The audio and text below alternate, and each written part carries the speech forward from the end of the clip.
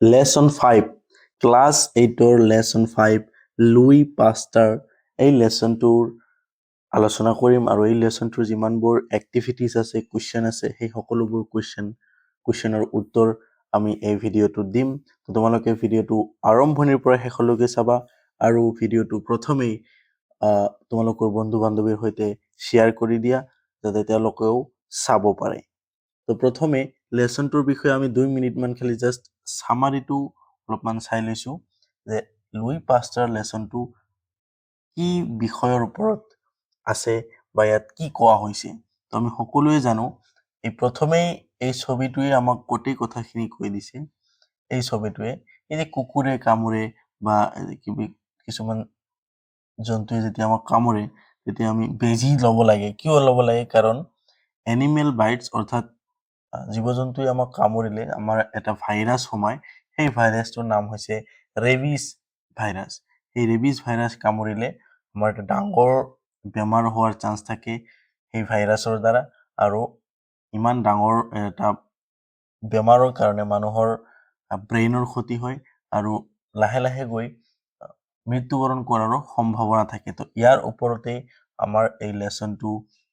দিয়া হৈছে ইয়াত আৰু কিছুমান ভাইৰাছৰ কথা কোৱা আছে যেনেকুৱাকৈ মেলেৰিয়া বেমাৰৰ কথা কোৱা আছে এইডছ ৰুবেলা আৰু মিজলছ এনেকুৱা তো এইবাৰ আমাৰ মেইন মানুহজন হৈছে এই লেসনটোৰ লুই পাষ্টাৰ আৰু এই লুই পাষ্টাৰ নামৰ মানুহজনৰ ওপৰতেই আমাৰ এই লেসনটো দিয়া হৈছে কাৰণ তেওঁ সেই 19th আৰু 20th চেঞ্চুৰিছত অৰ্থাৎ 19-20 শতাংশ শতিকাত তেওঁ কি কৰিছিল এই যি ৰেবিছ ভাইৰাছ এই ৰেবিছ ভাইৰাছৰ বিষয়ে গৱেষণা কৰিছিল তেওঁ সৰু থাকোতে হঠাৎ এদিনাখন মানে কি হৈছিল এজনক ৰেবিছ ভাইৰাছ হোৱাত বা কুকুৰে কামোৰাত তেওঁ কি কৰিছিল দেখা পাইছিল যে তেওঁ এনেকুৱা হৈছে তো তাৰপিছত তেওঁ লাহে লাহে সেই ৰেবিছ ভাইৰাছৰ বিষয়ে মানে গৱেষণা কৰিছে তেওঁ টেষ্ট কৰিছে আৰু সাকসেসফুলি এদিনাখন তেওঁ এজন মানুহক কিউৰ কৰিব পাৰিছিল আৰু সেইটোৱে তেওঁৰ কাৰণে আছিল এটা বহুত ডাঙৰ বিষয় লাহে লাহে তেওঁ মানে ফেমাস হৈ গৈছে আৰু যাই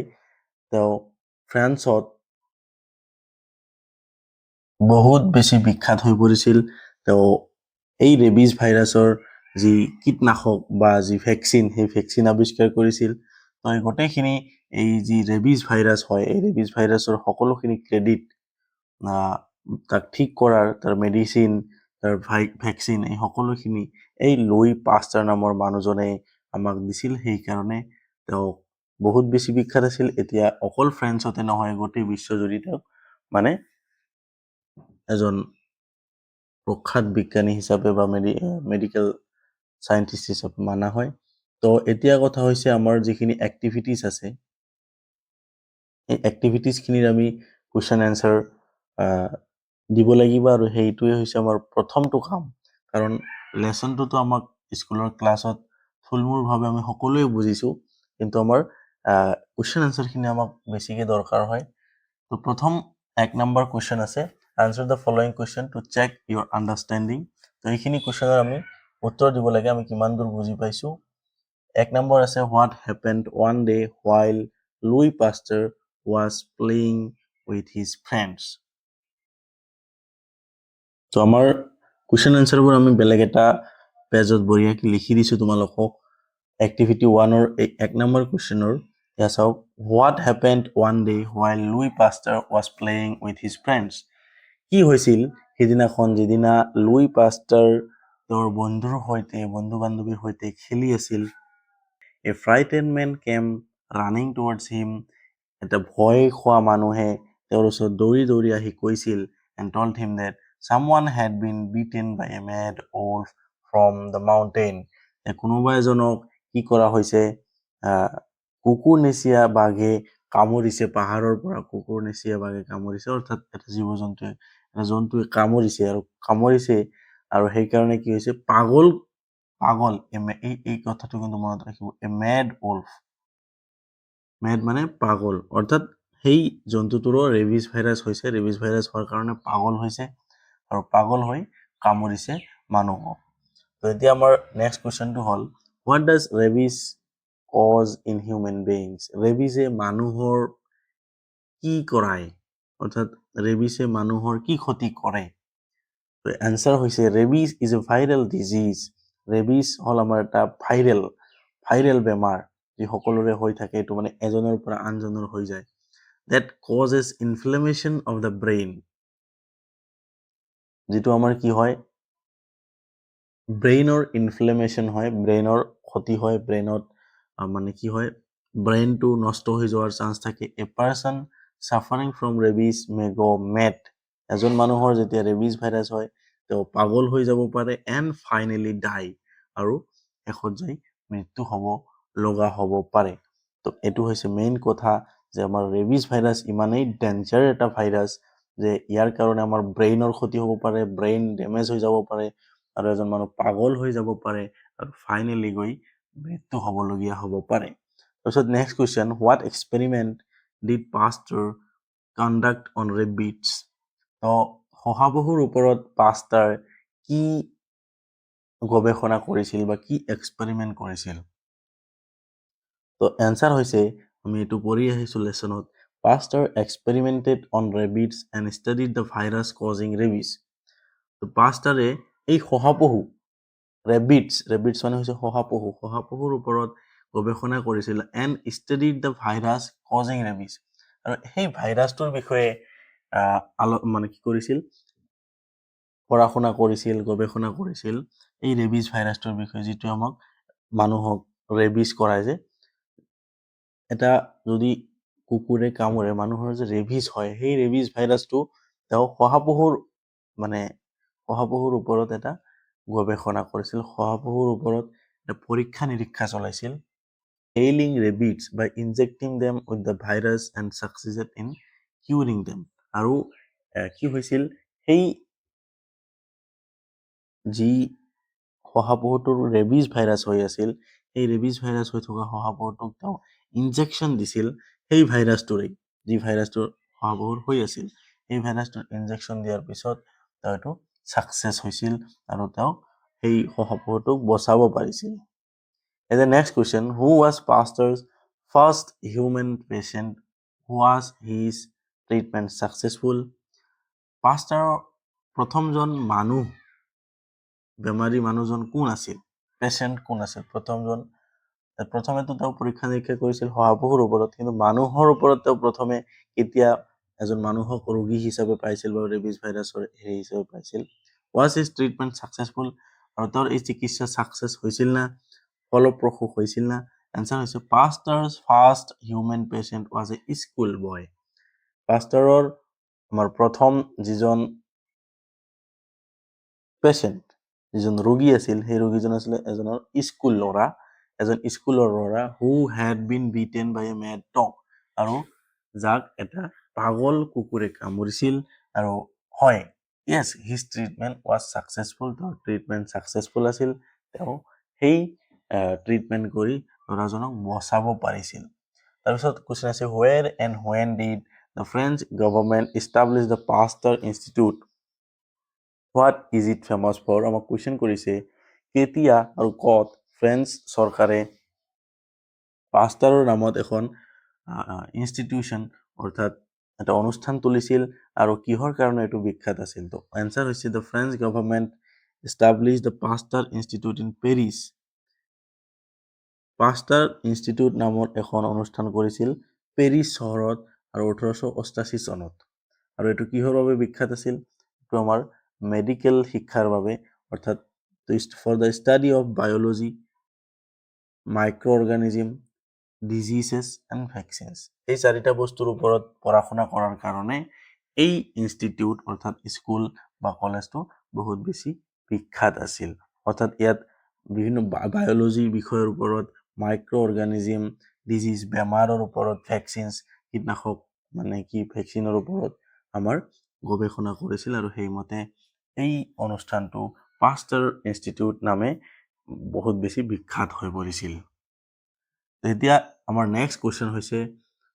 এক্টিভিটিটো ৱৰ্ড ৱেব এইটো আমাৰ কিতাপত দিয়া কুৱেশ্যনটো ইয়াত চাওক ডিজিজ আমাক শব্দটো দিছে মেইন চেণ্টাৰ আৰু এই বেমাৰ ডিজিজ মানে হৈছে বেমাৰ এই বেমাৰৰ লগত ওতপ্ৰোতভাৱে জড়িত থকা শব্দবোৰ লেচনৰ পৰা আমাক ইয়াত এটা এটা এই ৰাউণ্ড শ্বেপৰ বক্সত লিখিব দিছে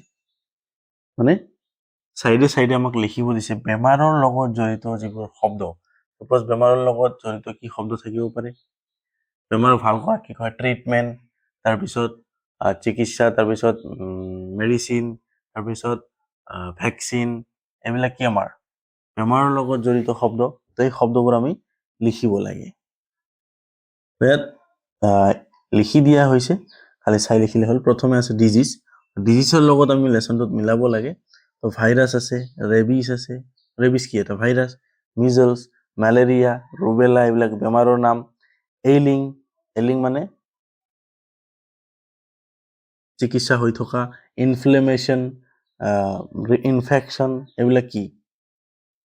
সব মেডিকেল মানে বেমাৰৰ লগত জড়িত পেচেণ্ট মানে ৰোগী যাৰ বেমাৰ হয় তাকে পেচেণ্ট বুলি কোৱা হয় ট্ৰিটমেণ্ট চিকিৎসা ডেডলি